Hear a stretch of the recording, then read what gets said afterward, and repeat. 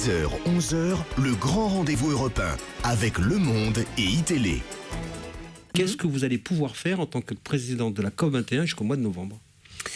Alors, je vais pouvoir faire 3 choses. La première, c'est de m'assurer, de m'activer pour qu'un maximum de pays viennent signer le 22 avril, puisque j'ai rencontré le secrétaire général des Nations Unies, Ban Ki-moon, qui m'a dit on compte sur la France, on compte sur vous, on compte sur le président français, et on compte sur cette dynamique de l'accord de Paris pour continuer la dynamique de l'accord de Paris et pour faire en sorte qu'un maximum de chefs d'État et de gouvernement soient là le 22 avril. Ça, c'est le premier objectif.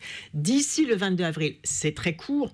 Il faut montrer qu'un certain nombre d'actions concrètes sont déjà engagées. Par exemple, nous avons décidé un certain nombre de choses à Paris très opérationnelles. La coalition sur les énergies renouvelables, la coalition sur le solaire que nous sommes allés mettre en place en Inde, la coalition sur la géothermie, la coalition sur les bâtiments durables, la question sur la forêt, les replantations, la gestion de l'eau, la question des océans, la question de l'Afrique, la question du prix du carbone et la question du doublement des investissements dans la recherche concernant la lutte contre le réchauffement climatique. Voilà les grandes thématiques sur lesquelles j'ai travaillé avant la COP, pendant les 2 ans qui ont précédé la conférence de Paris sur le climat. À Paris, pendant la conférence 21, je suis allée signer toutes ces coalitions pour entraîner les adhésions, non seulement des entreprises, des États, mais des territoires, pour faire en sorte qu'il y ait une mise en mouvement.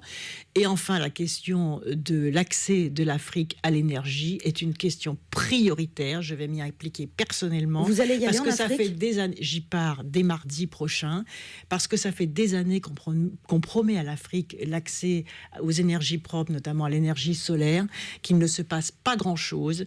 Et plusieurs chefs d'État africains nous ont clairement dit pendant la COP21, si cette fois il ne se passe rien, nous ne reviendrons plus aux conférences sur Jean-Louis le Borloo, c'est pas efficace. Ce que fait Jean-Louis Borloo, c'est pas efficace. Jean-Louis Borloo a de bonnes idées, il a avancé, mais il n'a pas les outils institutionnels. Aujourd'hui, c'est moi, d'une certaine façon, qui ai les outils institutionnels. C'est-à-dire la France s'est engagée.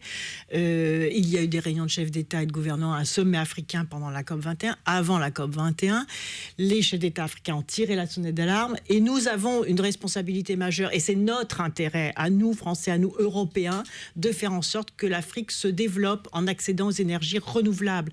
Car comme le disent de nombreux chefs d'État et de gouvernement, lorsqu'il y a l'avancée de la sécheresse, lorsqu'il y a la déforestation, lorsqu'il n'y a pas accès à l'énergie, lorsqu'on ne peut pas éclairer les écoles, on ne peut pas faire tourner les hôpitaux, et qu'il y a une déstructuration des communautés villageoises à cause du réchauffement climatique, alors il y a toutes les formes d'embrigadement des jeunes dans des mouvements comme Boko Haram. Et il y a un lien très étroit. Il y a un lien très étroit entre la sortie de la pauvreté de l'Afrique grâce à l'accès aux énergies renouvelables et la sécurité mondiale. Et c'est la raison pour laquelle c'est une de mes priorités.